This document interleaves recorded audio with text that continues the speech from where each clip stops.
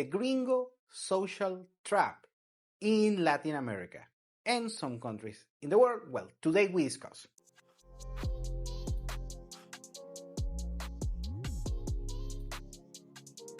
Today we are going to discuss a particular phenomenon that I see a lot that is like a manifestation of what is known as survivorship bias. And let me explain very quickly.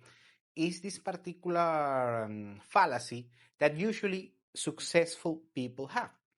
It's based on a history on a Hungarian mathematician on World War II that he get asked by the U.S. Navy or the U.S. Air Force, I don't remember, on the Pacific War.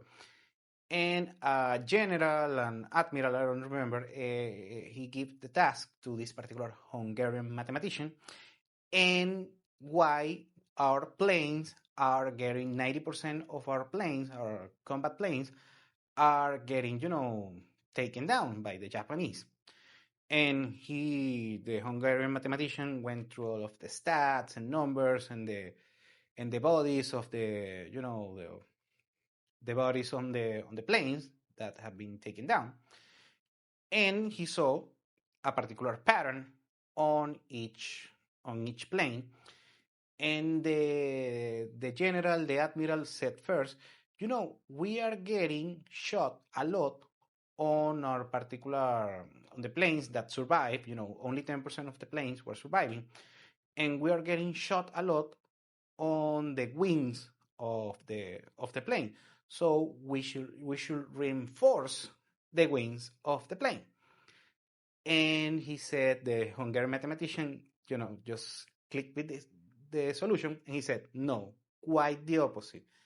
It's thanks that the wings on the plane are getting shot that those particular planes, the 10% of the planes that are surviving, are indeed surviving. So we need to reinforce the engines of the airplanes in order to survive. And of course, they apply that, and yeah, it went great. The main point of the story is that usually most people, when you have a survivorship scenario, you concentrate a lot on the people who survive. In this case, only the 10% of the planes, but you are forgetting the most important thing is the 90% of the planes that did not survive. In many cases, in real life, it manifests that we tend to cherish and put on pedestal the successful people, the rich, the millionaires, the celebrities, and so on.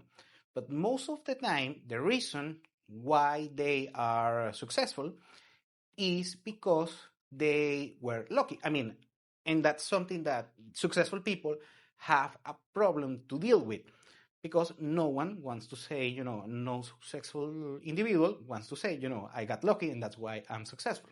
Of course, these people work very hard and in order to achieve a particular outcome. However, then on this particular case on the planes, the other 90% of the planes, most of those planes, also on this particular case, successful people and unsuccessful people, they also work very hard.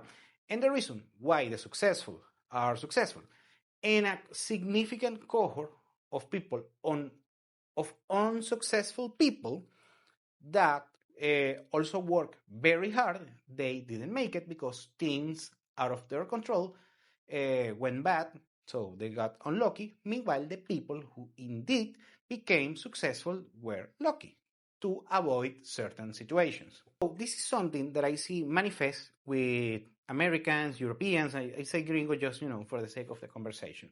So what happens a lot is that, let's say, an average guy from the US or Canada or Europe, whatever may be the case, reaches a place like Latin America and they get treated very well, usually better compared to their home country. Let's say some random guy from Kansas, just for the sake of conversation.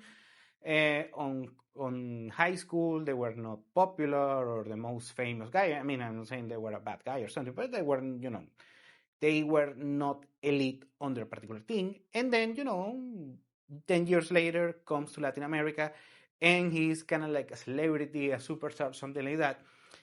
And something that they see they interpret, and this is something that I'm seeing a lot, and that's why I'm making this video today, is that they attribute themselves the skills in order to, be successful in Latin America. So, and by the way, totally cool. At first, of course, they took a shot. Sometimes they learn the language and things like that. So, very cool on them.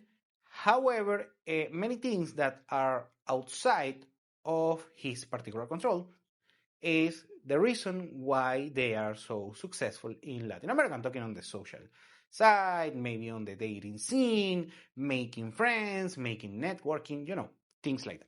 And what really happens is that I'm going to use just the example of Latin America, is that many times this particular, on the particular case of Latin America, what happens is that what Latin American people cherish is not what do you do, is what do you have.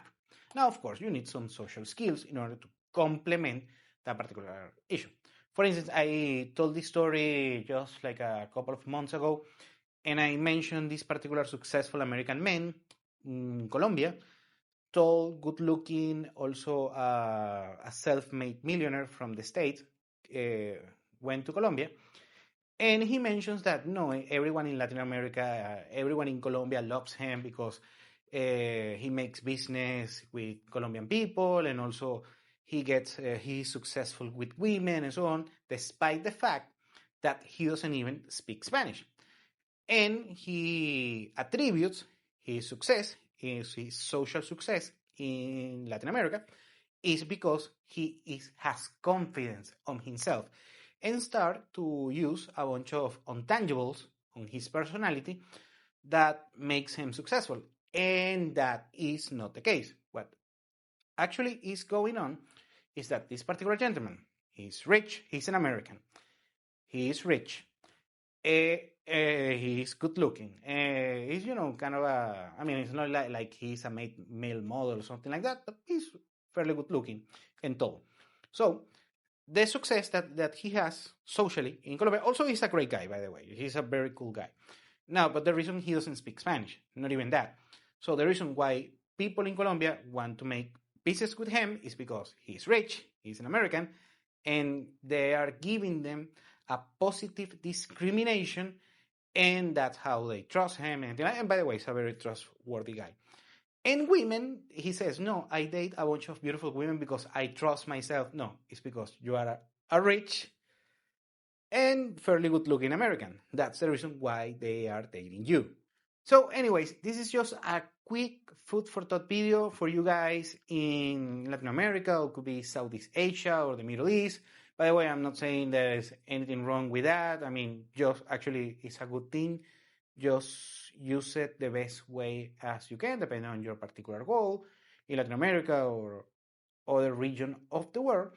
But take into account this particular thing, is that you are, I'm not going to say lucky, but since you fit a particular profile, usually from a Western country, a particular net worth, is that the reason, and the rest, it feels by itself, is confirmation bias.